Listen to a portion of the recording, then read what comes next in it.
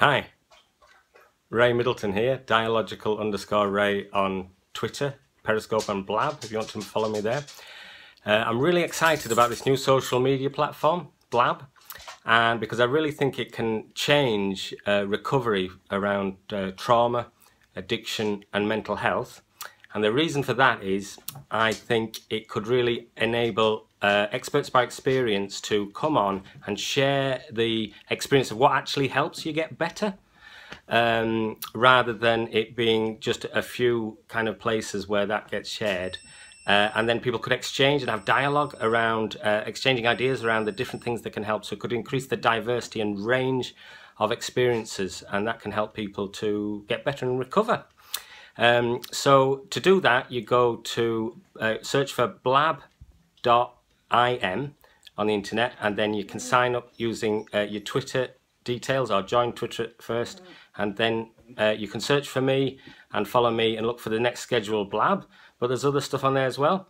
One quick tip before is that good audio if you want to join in. So you can buy one of these little headphone things, and with a speaker, and they're not terribly expensive, and that can help if you actually want to come on live TV and talk. The audio helps. You can come on with just your laptop audio, or a decent iPhone can help, but really something like that will help. But you don't have to come on to live TV. You can comment like on Twitter in the background. So rather than me describing it, I thought the best thing to do would be to show you a film of an edited film of the last two Blabs that I've run on recovery from trauma, addiction and mental health, because it's kind of shows you that in an exciting way how people can share ideas and come on and share those experiences. So here's the film. Thank you. Briefly, so I'm really excited about this new platform because I'm really keen to build a community of people who are interested in recovery from trauma, addiction, mental health. And I think it could really be exciting to bring people together to help share ideas, really, because I don't think any one person has all the answers.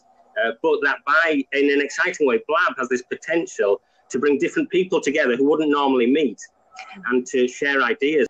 And the other exciting thing is people can connect with each other and in the dialogue. You know, people can follow each other, you can click on people and follow them. And so it could actually just generate lots of exciting connections between people, and reflected on what would be most helpful to the group of people out there who are interested and excited about recovery. I mean, I'm going through recovery myself, so I experienced childhood sexual abuse, which is very common as a traumatic experience. Then I ended up in addiction and mental health services, and then I got into recovery about 16 years ago, and then I kind of work in, with multiple complex needs now. But this is a personal Blab I'm doing because I'm excited about sort of recovery and very hopeful about it. So that's just briefly a bit about me.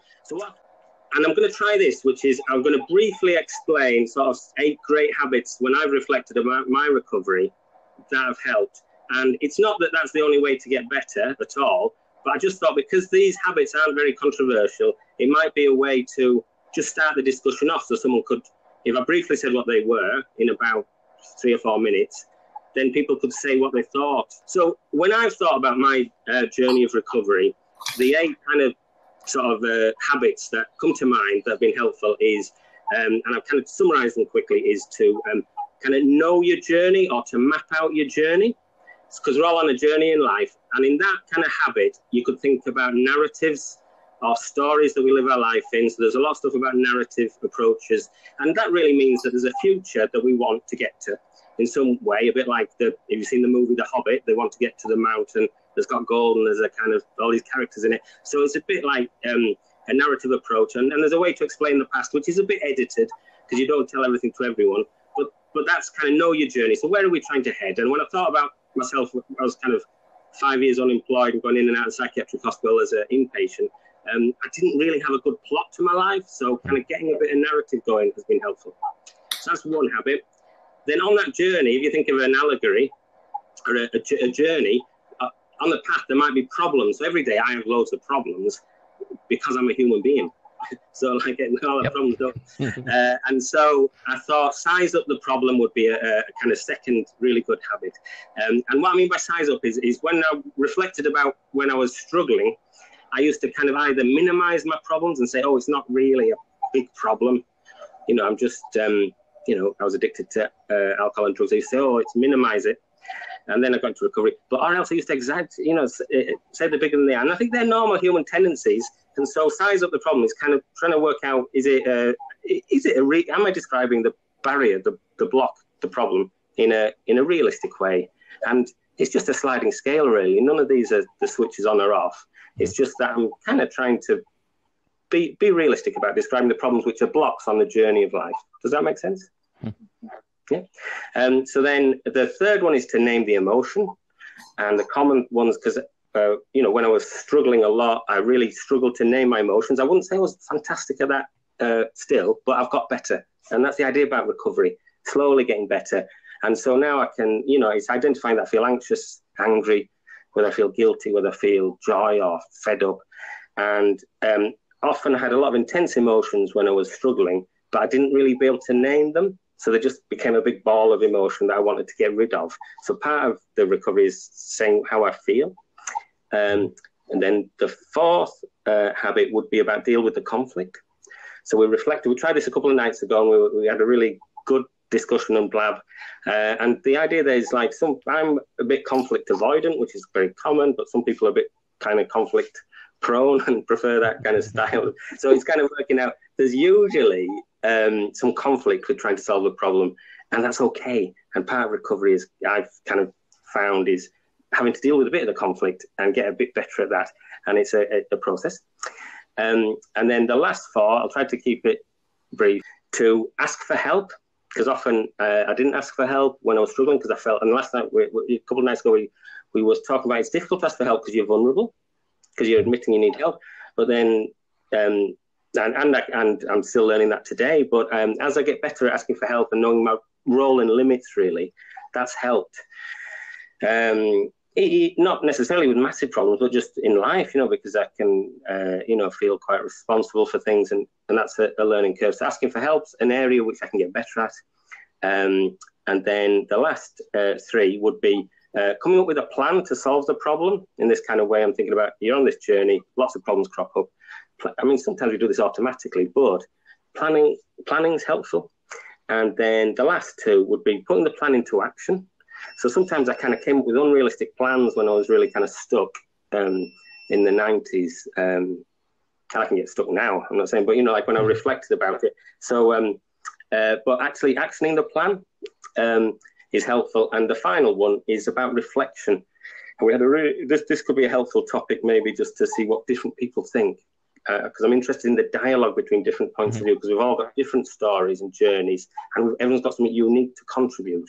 And it's the in-between dialogue that will generate something excitingly new. So the final thing, before I see what people think and we have a discussion, the dialogue about it, would be reflecting. So when I was really struggling with my mental health and addiction and stuff, I didn't reflect much. I did ruminate and kind of go over a lot of stuff in a kind of resentful way. But actually, healthy reflection is something that's been an important part of my journey of recovery. And that means I kind of reflect and think, well, what have I learned from that? What needs to change? Do I need to change? Or does something else need to change out there about the plan? Is this problem solved or not? And I think that opening up the space from virtually nothing to more and more space to reflect has allowed me to grow and learn and develop and enjoy life now. So I'd say I have a good life now. That's why I'm really enthusiastic about talking about that recovery is possible.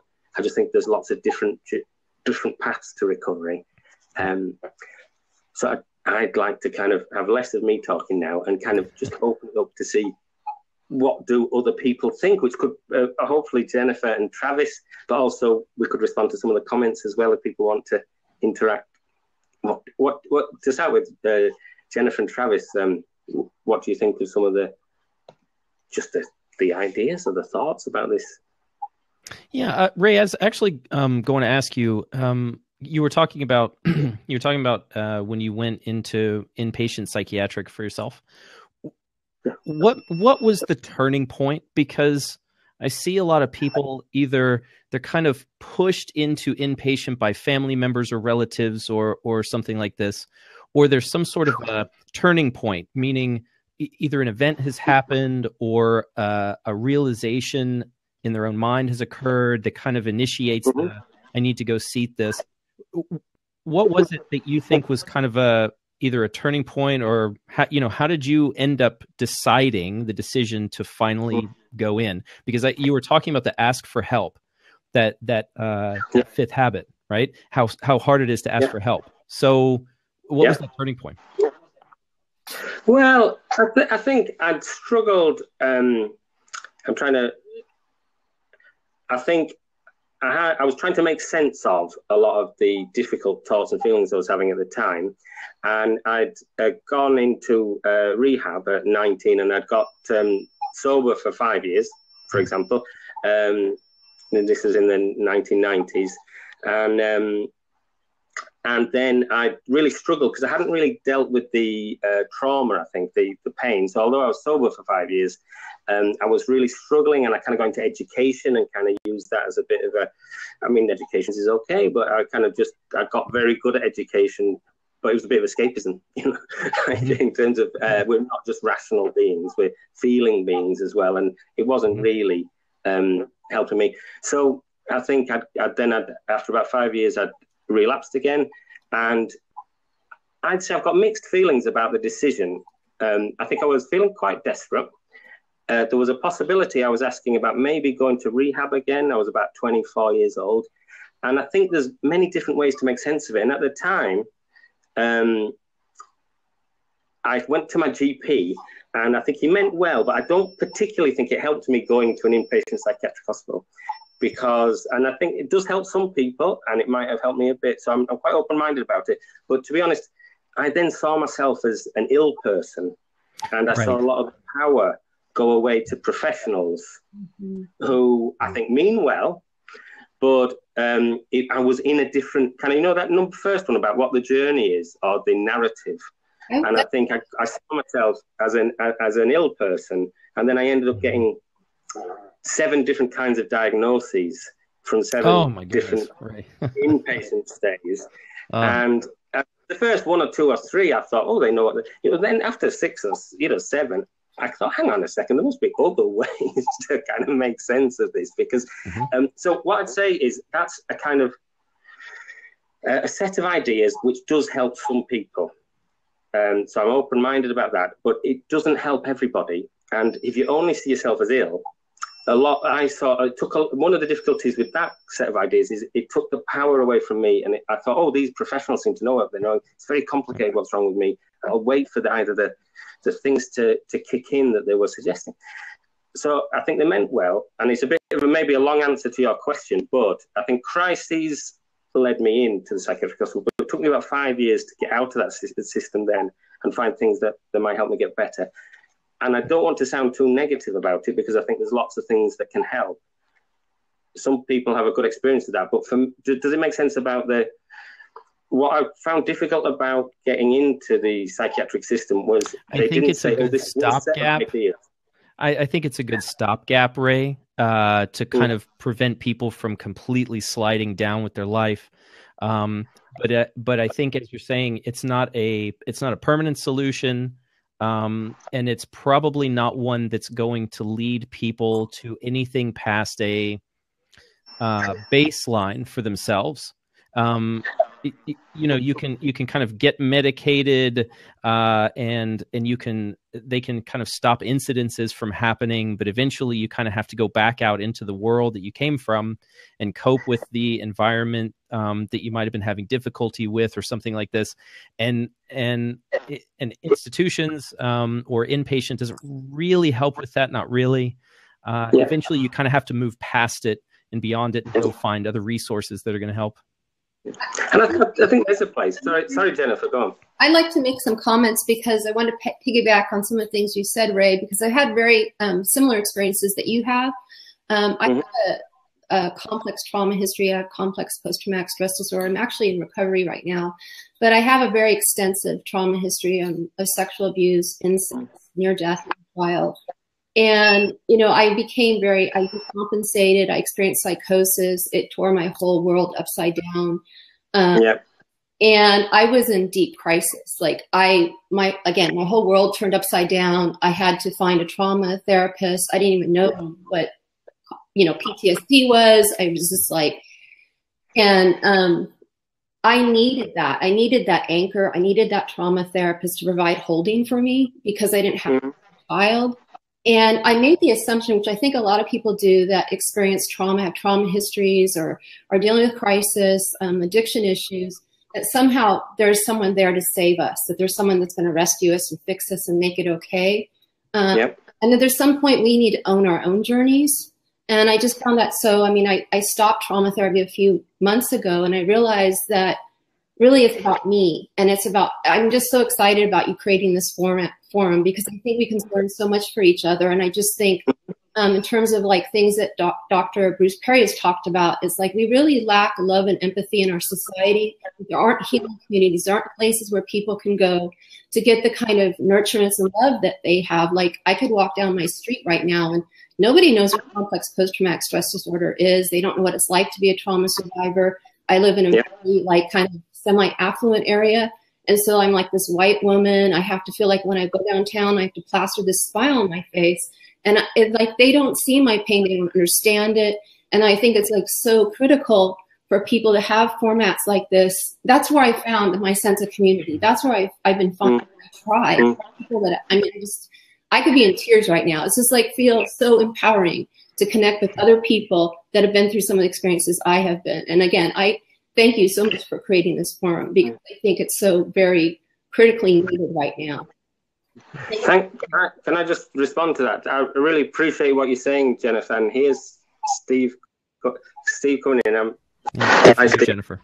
Hi, Steve. So just to respond, Jennifer, to what you were saying, I really appreciate what you're saying. And I do think maybe the idea of journey, that we can be all on a journey, is a kind of way that's very open to lots of different sets of ideas. Because there are these relatively stable sets of ideas which could be to do with health and to do with nurturing and empathy. And actually, they could all be kind of around saying, well, we're really interested in each other's journey and what helps that journey along. And we could learn from each other in forums like this by people being able to share and be open-minded about the fact that what helps one person might not help someone else, but by exchanging the ideas, and that maybe encourages hope for the future for people. And particularly some people might tune in who might not come on, but they may watch, who there's something to come up here.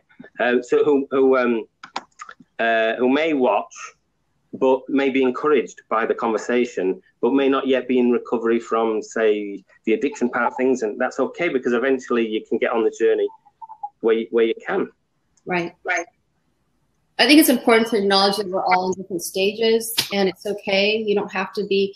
I have some difficulty with this whole idea. Well, from like a trauma survivor perspective, it's often like we have these survivors and we have these thrivers, and it's like I think there's like this inherent pressure to be like, okay, well, I'm more healed. It's like we're all in this journey together, and we all have to do it what feels honoring to us and at our own pace. And there really should be no judgment about other people. I haven't had addiction issues myself, but I mean, I understand that many people do, and it doesn't help to try to, place judgment on other people where they are, because we're all like struggling together on this journey. It's like, and the other thing is that pain is pain and suffering is suffering. We all have our own stories, but it's, we all have this universal connection in some sense that I think we need to honor each other's journeys, whatever our journeys are.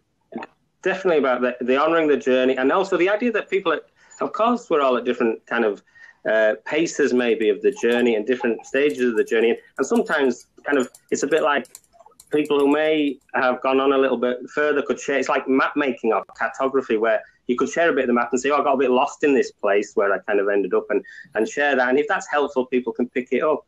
I wanted to also welcome Steve to the room, was covered. So hi, Steve. Hey. Yeah, I just wanted to say real quick, I wanted to hop on and say first, Ray, I already talked to you about it before, but this is like everybody else is saying, it's an awesome platform, because everybody is in a different stage. They're always like perpetually trying to figure things out in their own way. And the thing that helped me the most is situations like this. The last time that I was in the hospital, I was in a completely different facility that it helped me more than, the 20 or so that I was previously. So you got to find that support that works for you, and the key is not giving up. That's with me anyway. The key not is giving up. not giving up is huge, because you can find stuff like this. You can find people around you that support you, and it doesn't have to be in a hospital situation. So I wanted to pop on real quick and say that the tools. That's what one of the psychiatrists that I had talked to, and it really resonated with me, was tools. That's what you have, and everybody. It comes in different shapes and different forms, but to have that and to realize that there's stuff like this that you don't have to pay anything for. You know what I'm saying? It's free. Yeah, and shared experience. Yeah. So I just want to say that real quick. I just want to pop on. So just before you hop off, Steve, I really appreciate you hopping on and sharing that.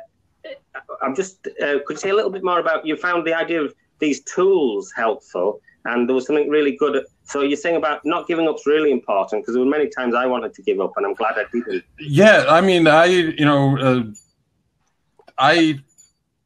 there was 2 suicide attempts that I was younger. I didn't realize that support was available for me. Yeah. And most of all, I didn't realize that support was available outside of a hospital setting. And I think that's a lot of people's problems. They don't realize the resources because nobody's telling them. There's nobody saying, okay, when you're outside, check this out or do this. They might say, here, sign up for this class, but they're not following up. And that's huge. They're not and that's what I don't fault hospitals, because I think there's a lot of really good ones, but I notice more than not, especially around my area, that it's almost, I don't know, like a cookie cutter thing. And it's not. Mental health, addiction, anything like that. It's not a cookie cutter situation. So we're all individuals. Yeah, exactly. And sometimes I think hospitals get lost in that. So yeah.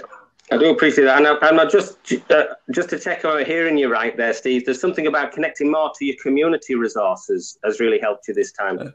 Yeah, it has. It's finding people that actually legitimately cared about. Hey, Steve, I don't want to see you fail. I want to see you get better, and I thank God for that, because that's who I am right now. I'm in control. And the older I got, I had told you before, the older I got, the more focused I became on, trying to be like normal. I don't know what normal is, but I don't think anybody does. But but yeah, it's stuff like this. It's talking to people that want to listen. So. And already, I feel I'm pretty new to social media, but I feel a connection with yourself and other people who I've connected with about, I want you to do well. Right. Yeah. And that's why I was telling you, this platform, this type of thing is amazing, because you got people right here in front of you listening to what you have to say. It's like Christmas for me. And not just in this, in this Blab, but just in general. There's so much information out there that people can grab a hold of. So, yeah, thanks, Steve. I really appreciate you sharing. No problem. And you are, I'm serious. I can't say it enough. You are awesome. You are awesome. I'm just an ordinary vlog, basically. I was excited about getting better, recovery. I think everybody is extraordinary. They just don't realize it. They don't realize the potential that they have. So. All right, I'm done doing my Tony Robbins thing. So. Yeah. All right, thank you guys. Really, I'm keeping up with some of the comments, and I think, but basically what I'm seeing is people kind of sharing their difficulties, kind of sharing the struggles they went through, and some of the things that seem to help them out the most. There's a couple of resources listed. It is one of the struggles that the profession has, is that. Not that this is necessarily a problem that we can get rid of, but there's loads of red tape typically. So the ability to be able to get out there and help everyone is there's the high demand. People want help. Yep. And then there's the limits of what we're able to do. And I know that that's one of the reasons why I joined Blab. And I think, Ray, it's one of the reasons why you got on. Jennifer, it seems like the same for you, that the more we're able to connect and the more resources that we can get, then you can kind of reach the people who feel like they don't have any access to a person or a place or other resources that they can go get help from. So I think this is fantastic. Thanks, Travis. And I do think it's got the potential. And just to explain to people, say if you've got a resource that you found helpful, either a book or anything, it is possible, and it takes a couple of blabs to get into the swing of how it works, but it's possible to put it into the comment box and say, oh, I found this book helpful. It's not that we're endorsing any book or any kind of self-help thing. It's just, why not share some ideas around it? And if people like it. So it is possible to put things in the comments, and then other people can see that. And it could be a community resource. It could be a website. And people can check out and make their own decisions about whether that's helpful or not. But it's a way, responding to what Travis was saying there, about us excitedly being able to see that we're kind of assets, aren't we? We've got experiences, all of us, and we can share some of those experiences, and we can actually filter out some of the stuff that wasn't that helpful and just kind of have more quality kind of value shared with each other to say, this stuff was helpful, this wasn't. And that way it could speed up people getting into encouragement. I was seeing there that I wanted to respond to one or two of the comments. Is that okay? If so, Alison, I think Ali 375 was saying she was totally disconnected. She was homeless and in a state best described as a dead woman walking. And so obviously you've found things, Alison, and I do know Alison outside of this Blab, so I was encouraging her to come on tonight. It's great to see you. But you found things that helped you get better. And that's great. I'm kind of acknowledging that people have come with different kinds of experiences and are willing to kind of share them in the comments. If anybody else wants to join, also don't feel any pressure to join in, because it's not for everybody coming on to the thing, but you might come on in a couple of blabs time once you see how it works. But I'm saying, I appreciate and value that people are willing to share in the comments as much as coming on and sharing here. I'm just wondering, Jennifer, have you any thoughts about what you've heard so far from what Steve said and some of the comments? I have a lot of thoughts. I just don't want to dominate the conversation. I kind of feel that I know we're like trying to build a community, and there's like a lot of people making comments, and I just feel like, to me it makes sense to open up to questions, or I appreciate what Travis had done. He's kind of like looking to see what other people are saying too. So, I could comment on anything. There's just, I think, I just feel like I pretty much feel resonance with you. I do believe that, there's a lot of limitations in terms of what people talk about being hospitalized or working with mental health professionals. And I guess I just reiterate what I said before. I think it's important for us to own our own journeys. And I do also agree with what I think Travis mentioned, the fact that enough, like, you come out of place. Like, I came out of this place in crisis. I was dependent on my trauma therapist. Some people come out of hospital, come out of rehab, and then it's like, it's supposed to be like, well, I'll just talk about my own personal experience as far as I feel like I changed internally, but like nothing changed. Like, I'm still feeling like I don't know but it's like the identity shift that you go through. Like, you're identifying as being like a survivor, someone who's in recovery and stuff like that. And to try to reconnect with people is a real challenge. Trying to feel that sense of, I feel like, there's been times where I just feel like a total freak. Like, it's like nobody understands my journey. And so I guess I just want to reiterate the importance of having a sense of community and connection with other people. And it's just a wonderful forum for people. Yeah, and that's what I'm hearing there, and I'm going to say hi to Julie now. But there's something about identity is very important in recovery from trauma and mental health, and for some people addiction. But that you're saying that identity is linked to community, and so you can not really have one without the other. Our identities are kind of what I think about when I hear what you said there, Jennifer. Was our identities are relational, and they're connected to other people in the community. And that's going to affect us, all those relationships with different people. whether they're helpful or unhelpful, are often a bit of a mixture because we're all, we're not perfect, are we? But there's something about that relational stuff that helps with recovery. I wanted to introduce Julie and say hello, Julie. Hi, how are you? I'm good, thanks. Yeah, welcome. Yeah, absolutely. I mean, it's nice to hear what everybody's point of view is and what worked for them. And, I think personally peer support is one of the best things that it's helped me tremendously. So whatever anybody can tell me about is going to be helpful. So again, I'm like everybody else, and I'm so happy that you're here and that you've started this. And I look forward to, being a part of it and learning and growing with everybody here. So thank you to everyone that's joined. That's wonderful. So thank you. That's really exciting. Would you mind just saying a little bit more about how you found peer support helpful, just so other people can hear?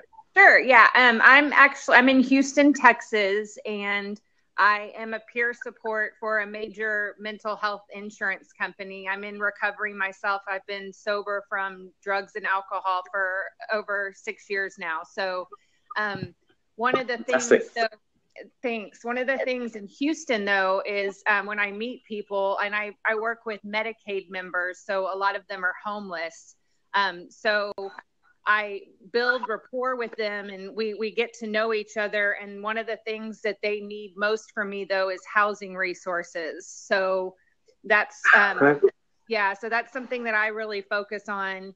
In being in such a big city, there's so many homeless people that I try my best to get any and all resources out there. But that's just what works well for me. So, yeah, I'm happy to be here, and I cannot thank you guys enough for this.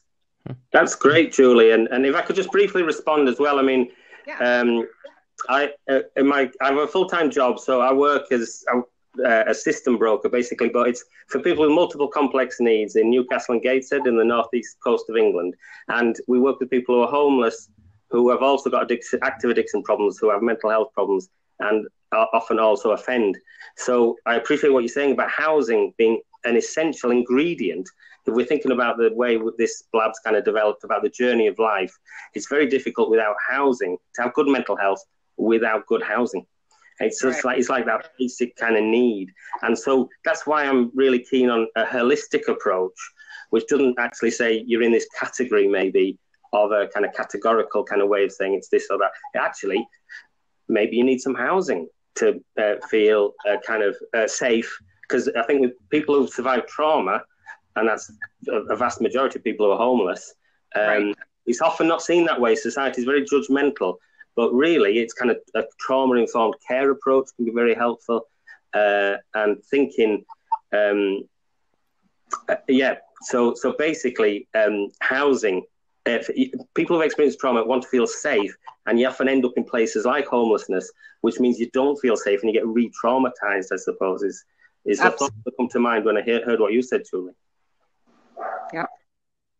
And when people are dealing with a lot of mental health problems, some of it is because what you see on the outside anyway is extreme versions of anxiety or fear, extreme sadness or depression, extreme anger, rage, these things.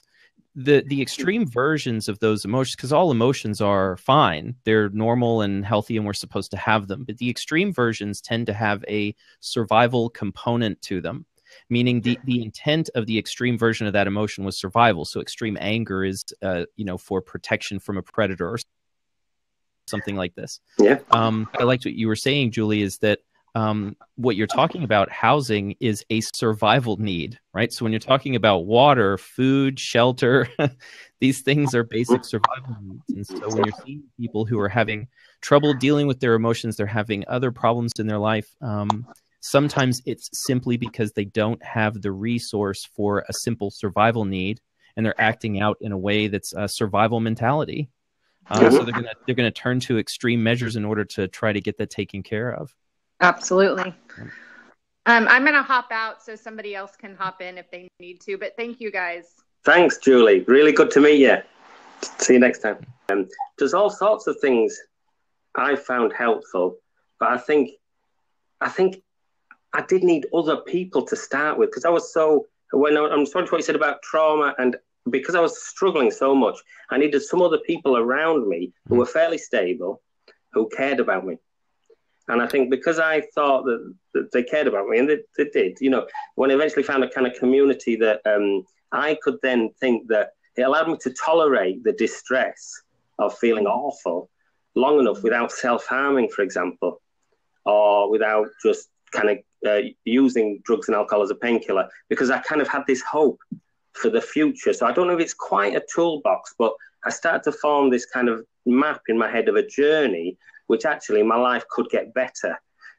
Mm-hmm. And when I didn't have a map in my head of my life could get better, I just felt awful. And the temptation to self-harm or to use drugs, just as a self-medicating escapism, or overuse the drugs that the psychiatrist was giving me, which for me, they weren't particularly helping me. They were more of a sedative, general kind of, you know, and when I wasn't getting better, they increased these things.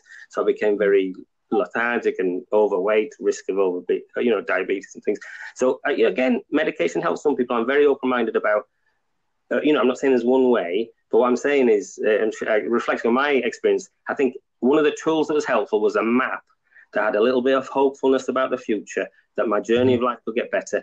And I couldn't make that map up just in my own head. I needed a few caring people around me who had some empathy. Any thoughts about the idea of a map maybe in the toolbox you could do with some kind of hopeful map of the future?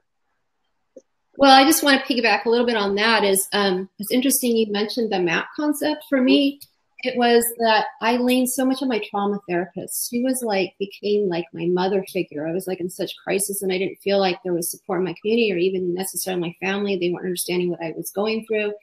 And it became very important for me to become an advocate for my own needs, trying to navigate the mental health system, trying to work with healthcare professionals that you would assume would have some understanding of things like addiction and trauma and the kind of things I was experiencing in terms of my immune system. I just felt like most of the time I just want to be locked in a psychiatric hospital and want somebody to take care of me and to hold me.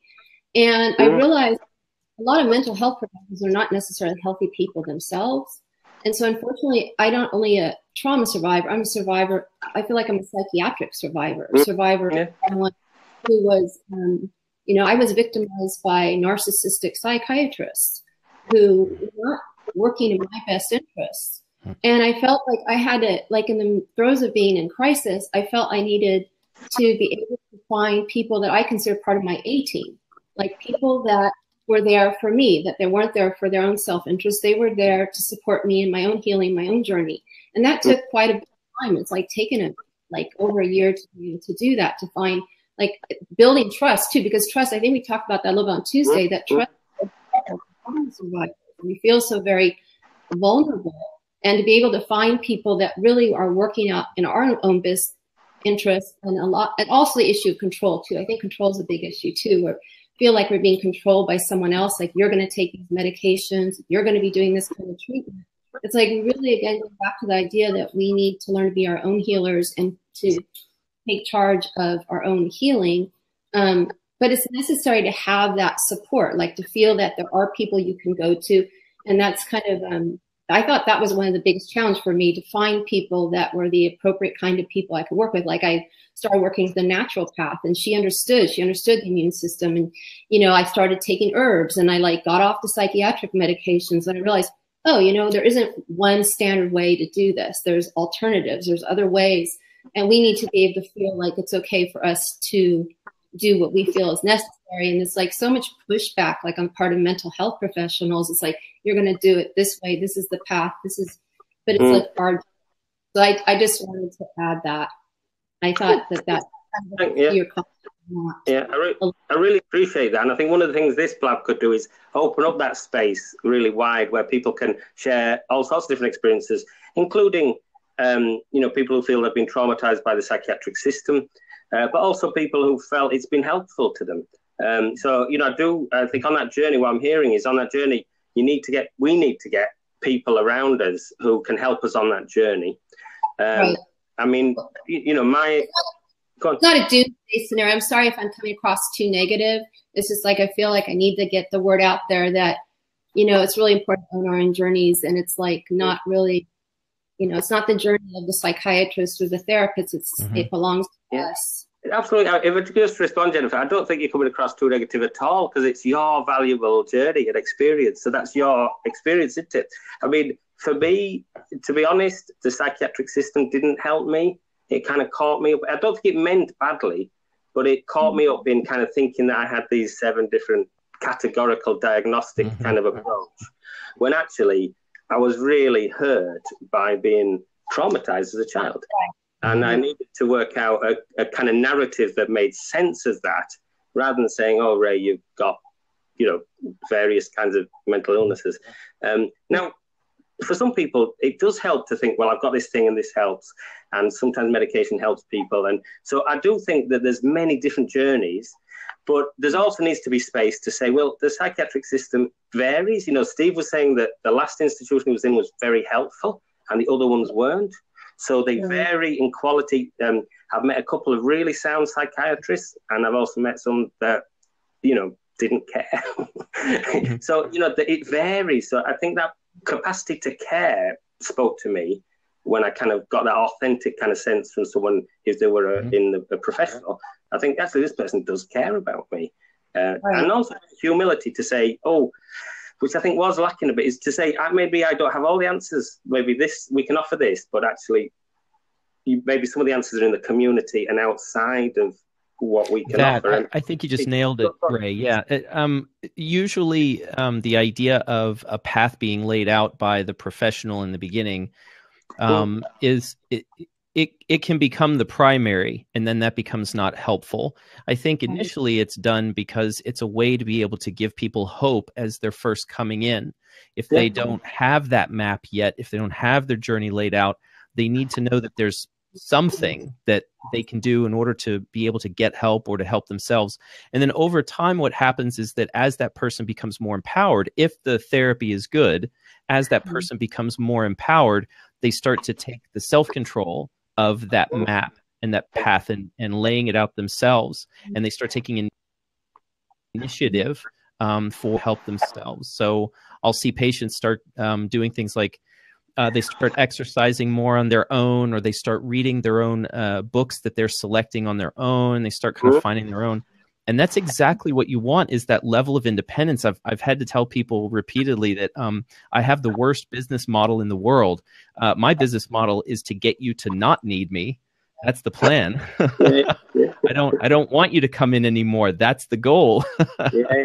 And so I think if you can kind of see it as that arc of getting better, and that arc of healing, I think it starts out with good intentions of here's the plan.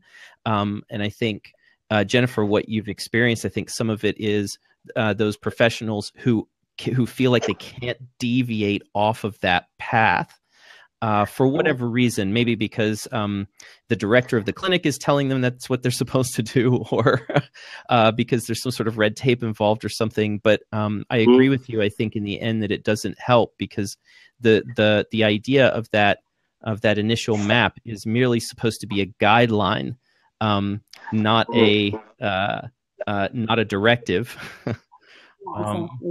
Yeah, it's hard to hear some of these stories. Could I just respond to that? As I noticed my battery was also threatening to cut out, but I've plugged it into some editing now, so hopefully it won't. The technical side of things. I think that's really helpful to share, Travis, because it makes me think, when I hear what you're saying, it makes me think that people can offer maybe a hopefulness, which might be a journey or might be a map of some kind. But actually, it's to do that with a kind of a light touch, where you kind of are tentatively saying, well, here's a journey you could go on. It's hopeful. Things could get better.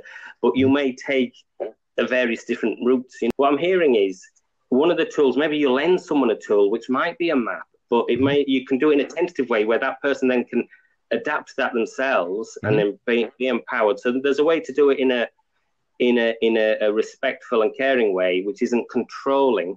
But on the other hand, you may need to lend something to start with as a bit of a go-ahead plot of things could get better and hopefulness. Yeah, you want people to be their own little scientists, right? With their own little A/B testing. You kind of want to say, here, try this. Does that work? No, that didn't work. Okay, that gives me a little more information about you. Now let's move over here and we'll try this. Oh, that does work. Great. Okay, that's even more information. And you build that over time. Yeah, that's helpful. Are people happy with, because I'm learning on a learning curve myself, and I've realized I kind of live outside my comfort zone all the time in a good way. I kind of just think, oh, let's be brave and have a go at something and try it, So I'm thinking, would it be okay to draw this to a close and kind of, I really wanted to thank Jennifer for coming on and everyone else that's come on and everyone that's come and joined in here. Yeah. And does it sound okay? This is me not doing endings well. You have permission. Permission to draw this blab to a close, but thank everybody. Wow, brilliant. Because it's only like coming together and thank Travis and thank Jennifer and Steve and everyone else that came on earlier. And we can, what I was thinking was, although I might try the other one, I was thinking maybe Wednesdays at 8:00 in the UK, which would be an hour earlier than I started tonight. Would that be okay, do you think? What about you, Jennifer? I mean, yeah, I think you mentioned earlier trying to keep a consistent time, at least for the first month or two. I think that's probably a good idea. But then also you might want to change it up just to see what kind of response you get from people. And it's exactly, because I'm a bit on a learning curve and it's community building. So I want to get a bit of feedback from people. But we just need to reflect on what's happened. But I'm really excited about tonight. I mean, you do what works for you, Ray. You do what works for you. It's you're the host. It's your blab. You get to pick. I'll very briefly, Travis. I'll tell you a funny question, because I once said to someone, I used to be an environmental protester against, environment, but it was very early on, like in about 1990. And I was in a protest where I was tied to a tree once, and someone ran up to me and said, "What shall I do?" Because the police were coming on to chop down the wood. And I said, "Do what you feel comfortable with." And then this guy, he was in Manchester, England, he ran across and jumped in front of like a big bulldozer, and he got on the front page of the Manchester. I thought, well, I'm glad I didn't say to him, God, take some risks. The environment, global warming's real. Take a few risks. Because I said, do what you feel comfortable with. So maybe we should all do what we feel comfortable with, which might be to have a blab. Thank you, everyone. Have you any closing thoughts? And then we'll end it. And then if people want the link, if I remember to press record, which I think I did, I can send people the link if you want the record. And I'll communicate with people on Twitter. And if people follow each other in the stream, it'll build a community. So any closing thoughts, and then we'll end. I just wanted to mention, this is only my second time doing this too, but up at the top, you can follow people if you want. I know there's a lot of people connected to Twitter, but you see like people's faces up at the top if you want to connect with a particular person. And I just wanted to thank you once again for hosting this. It's been a wonderful opportunity for me. Great. Great. Thanks, Jennifer. Really appreciate it. And before on Twitter, I really appreciate all the communication over the last few months as well. So you've been really encouraging on Twitter. Any sort of takeaway comments from yourself, Travis? Just that I think that as you're moving through life, understand that, and I put this in the comments earlier, nobody gets out of life scot-free. So everybody that you meet has had some sort of history, some sort of problem, some sort of suffering. And the catch is you just may never know what it is. You don't get to know. But if you can understand that they have, then I think that allows for better human empathy and feeling that sense of connection with others when you start to feel disconnected. Yeah. Thanks, Travis. And everyone's got a story. And as I hear you saying, you might never know what the story is behind the way they're presenting themselves, but everyone's got a story. So let's value everyone's journey and everyone's story. And thank you, everyone. And I'll follow everybody. And so apart from other ones might pop up, but what I'm committing to is Wednesday nights at 8 in the UK, and I'll tweet out the whatever it means in New York and elsewhere. It's so exciting, international blab. So thank you, everybody, and I'm going to say goodbye. Have a nice night. Take care. I'll work out how to turn it off now. A response about, and what I'm going to try and do to try and keep the quality up in terms of it being useful time is to focus on the question of what helps, because I think that will help it not to drift too much as a space.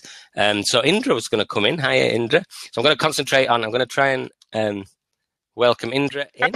And where are you based? Indra. Just finished my dinner. Oh, hi, Indra. Good to see you. Where am I based? So I'm in the northeast coast of England. I'm in Harrogate. Oh, are you? So I'm not far from you, lovely. That's great. Yeah, great. So we're in the same country. I've followed you. Sorry if I've got bits in my teeth. Yeah, I just had my dinner, and I was between you and Bake Off, so I had you in one ear and Bake Off in the other. But have we won? Thank you. You've the won. Competition. I've moved out of the house. Wonderful. I loved what you were saying. I've worked in addiction for a number of years now, and I teach yoga in addiction. Oh, right, yeah. Also as I would say, an addict myself, in a way that I would call an anorexic, because I was an anorexic and a bulimic. So I do put the anorexics and the bulimics and the people with eating disorders in that same category, because we do run alongside any addict.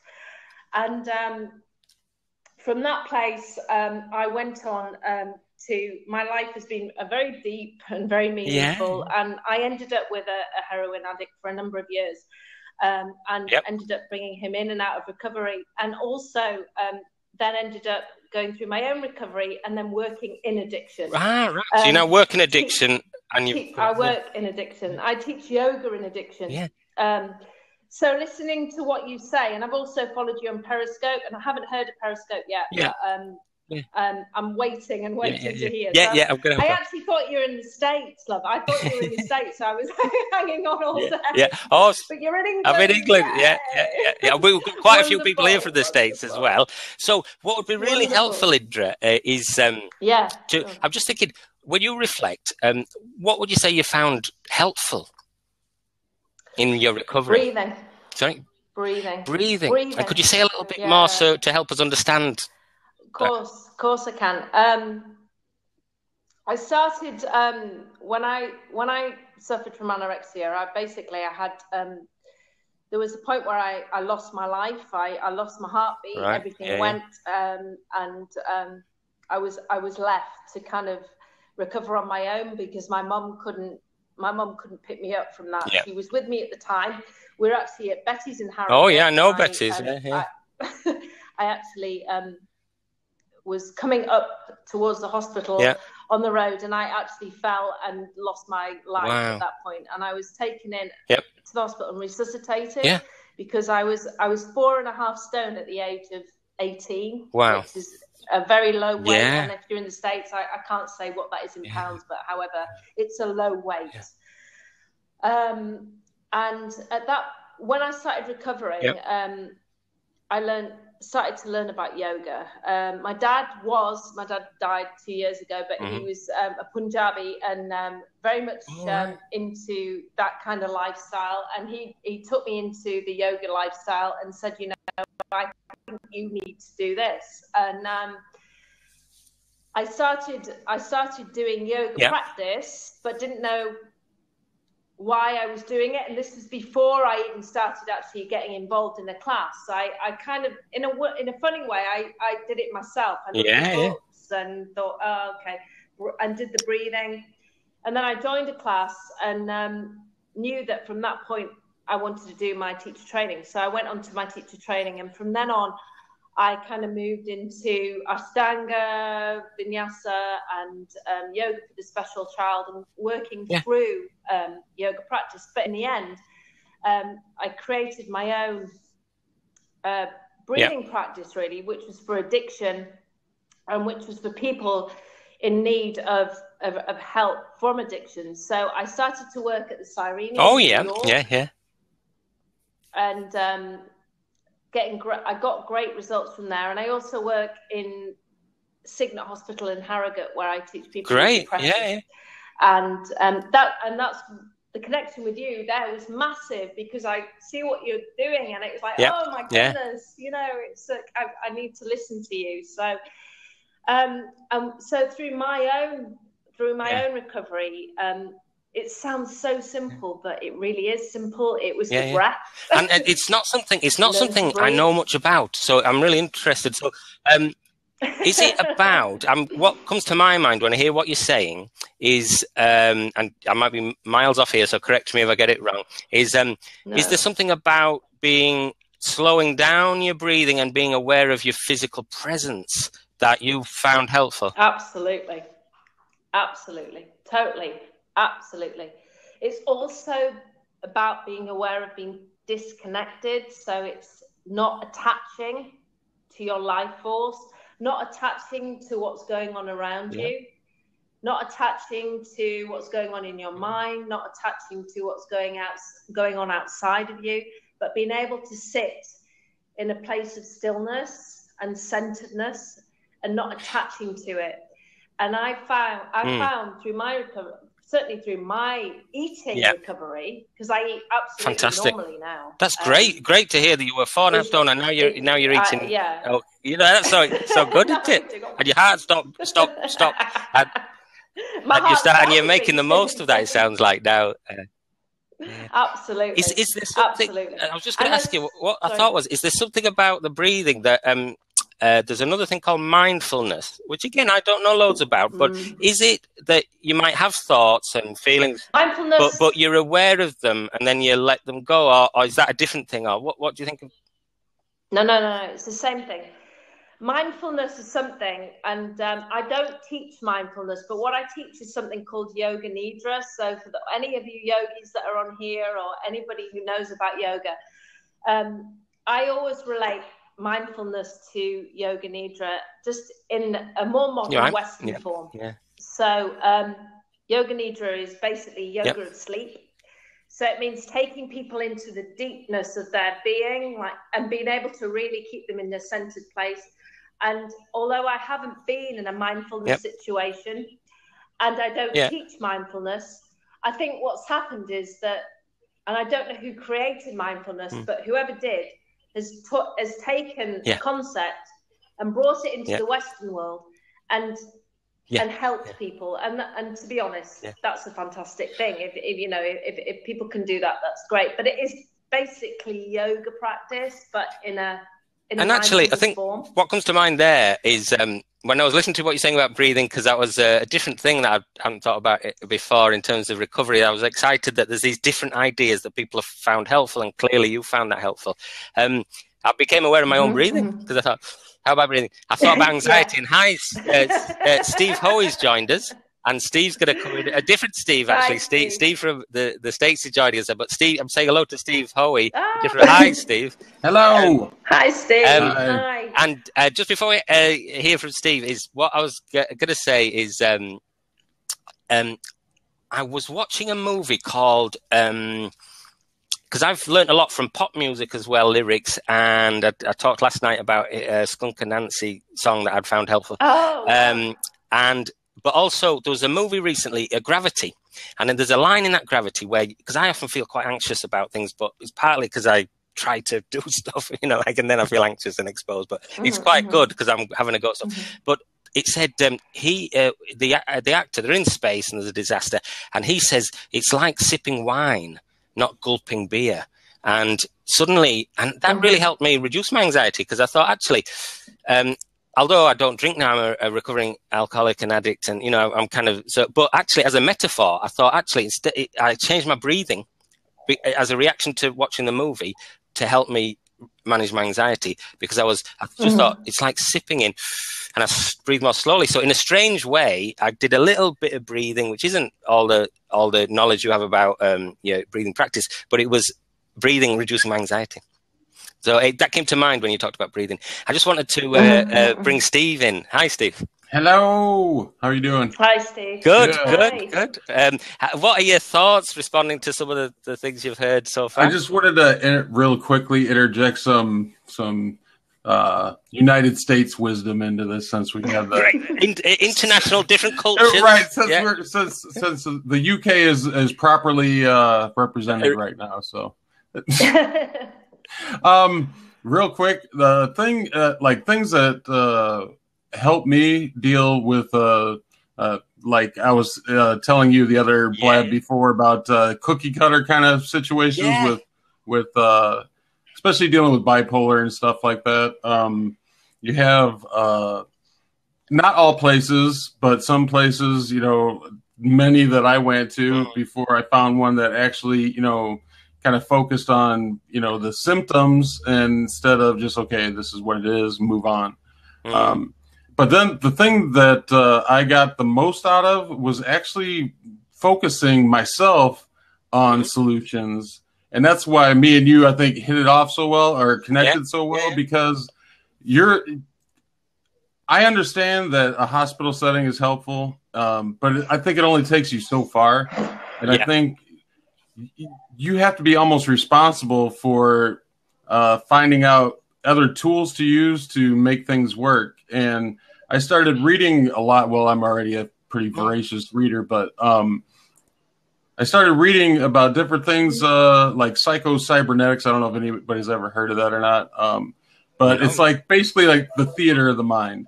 And the things that I've learned is that your mind cannot tell the difference between something that is imagined and something that is real. So I was like, okay, this is cool. This is really cool. So what I did was I started pretending like I was in a movie theater, and the issues that I had that were pretty hard to deal with. There was a couple different techniques, but the main basic one that I'm sure anybody that's truly visual will probably get a lot out of. You take those situations that, and it could be something small or it could be something big. I would suggest if you're just starting out, probably do something small first just to see how it works. But you're actually like kind of like looking at that situation outside of it, like you're actually watching a movie. That's what we do. That's what we do in Yoga Nidra. We step out. We turn ourselves into a place of the witness, of the person who is the watcher. And look at how it feels to be detached rather than attached. So it takes away. It takes. I think it takes that intensity away from the situation because you're kind of outside of it. And then what I usually do is I run like I'll run through it, and then I'll like reverse it. And the key thing that I do that's really effective is I just start messing with it, like scratching that record to change it.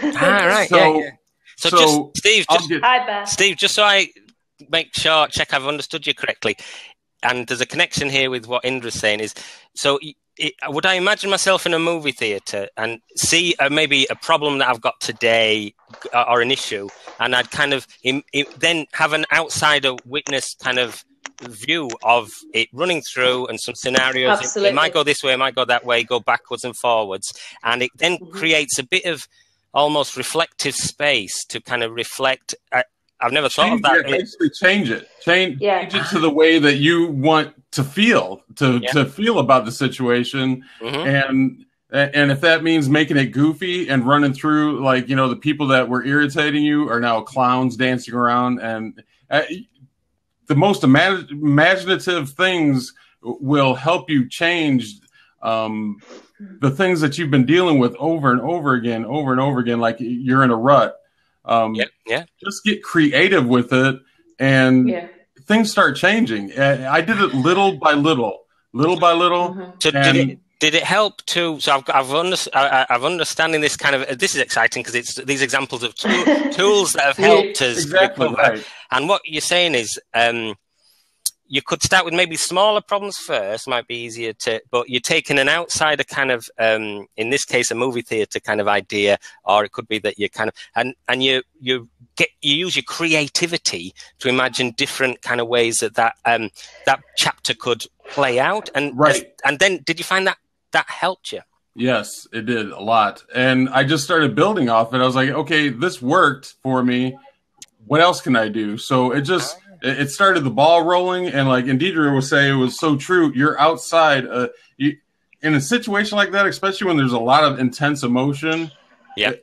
The more, totally. the more that you can separate yourself from it without I wouldn't say like detaching fully, but when you're looking at it from a different perspective, that bind that you feel sometimes, like you can't escape it. I don't know if it necessarily disappears, but it becomes less, is what I'm trying to say. What I'm thinking of, go on, Indra, you respond. I'll just take a seat. No, what I tend to do is when I'm teaching, obviously each session that I teach takes about 40 minutes. But what I always do is I start with the outside world. So I get people to lie or sit there and observe their outside world and the sounds around them.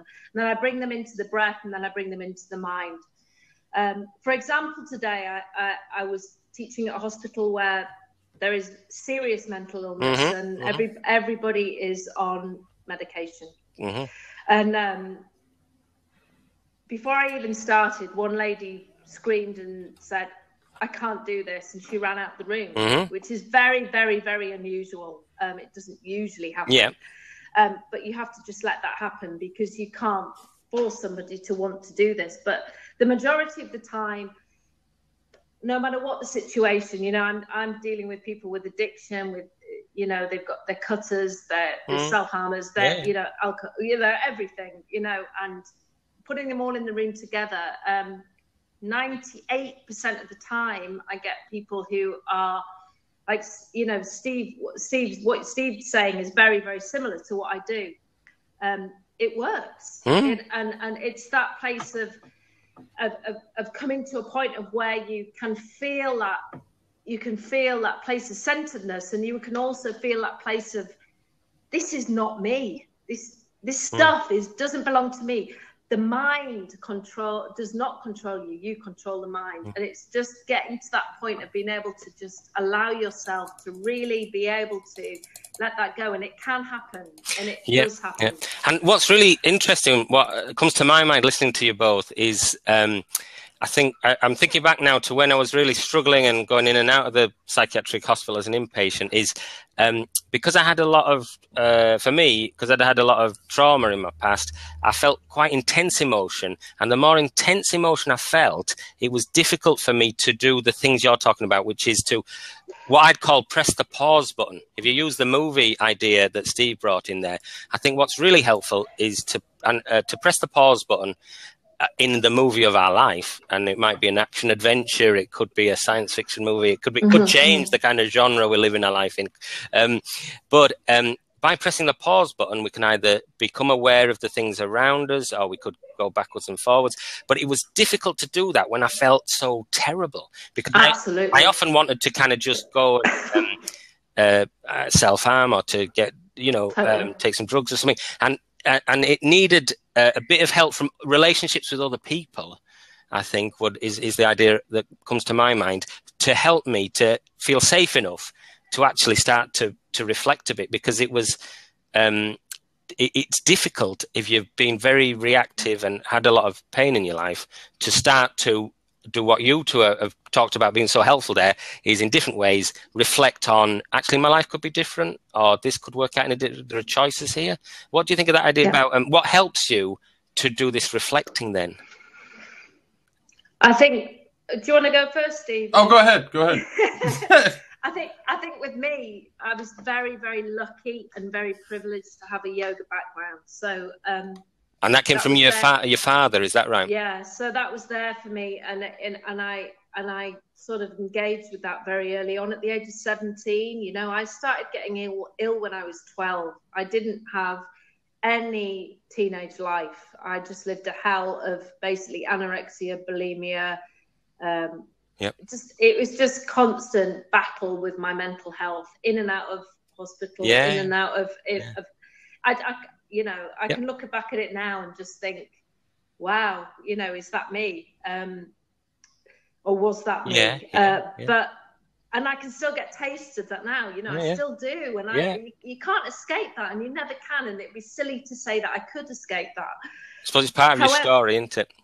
Yeah, so and when you said that earlier, we do live stories, and it is a story, and not all of it is a story.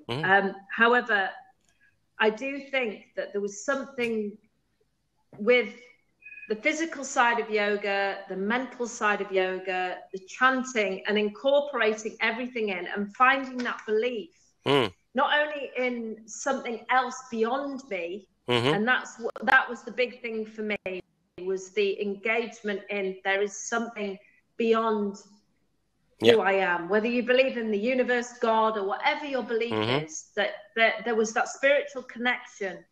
And I've worked with a lot with AA.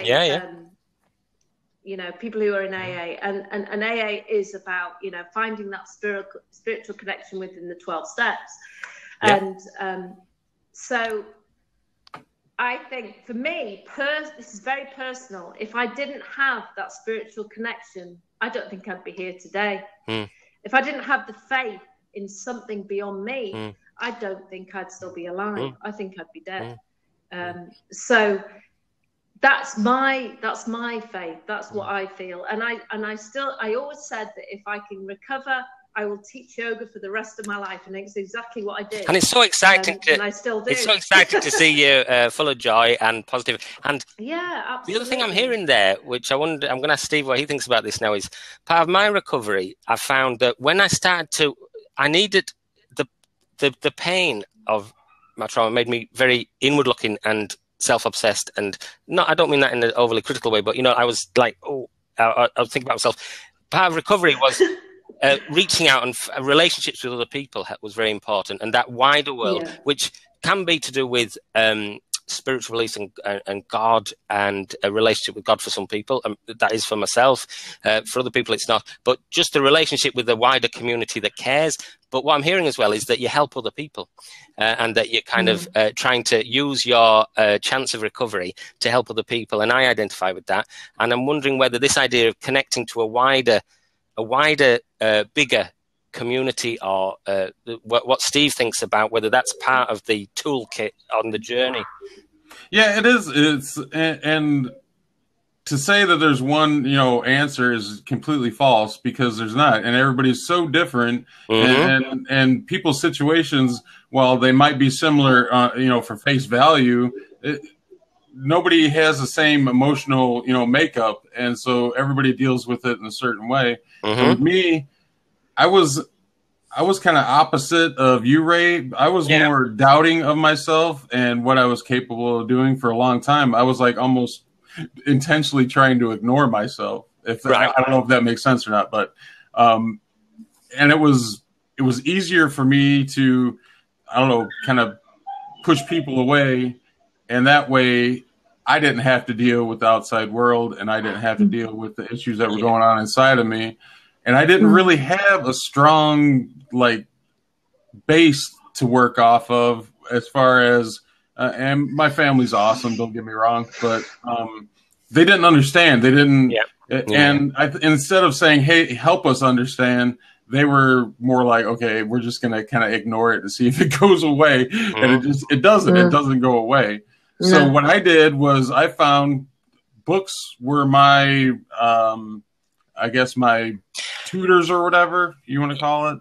Yeah. So can I just check I've understood you right? So partly your response to your difficulties was, and correct me if I get this wrong, but was a kind of to retreat and have kind of less connections at the time with other people, and but then in that kind of response, which is often lots of people do have that response, you found reading helpful and looking, and so it was kind of, that was your response, but then you found reading things helpful. Right. I found, you know, really like helpful tools in reading, and I still have a book over here, a notebook that I just took massive like notes. Okay, this clicks with me, this doesn't, and find, like, I don't know, picking through the garden, if you will, to find, you know, the things that I liked that worked for me. And that's what people need to do. Don't give up on yourself. Don't ever give up on yourself. So that's the end of this film introducing Blab and the exciting way it could revolutionise recovery from trauma, addiction and mental health. Alongside everything else that's there, what it's allows in a unique way is for experts by experience to share what actually does help with each other, and then exchange and dialogue in a sort of dialogical way, and create new ideas in the exchange of the dialogue.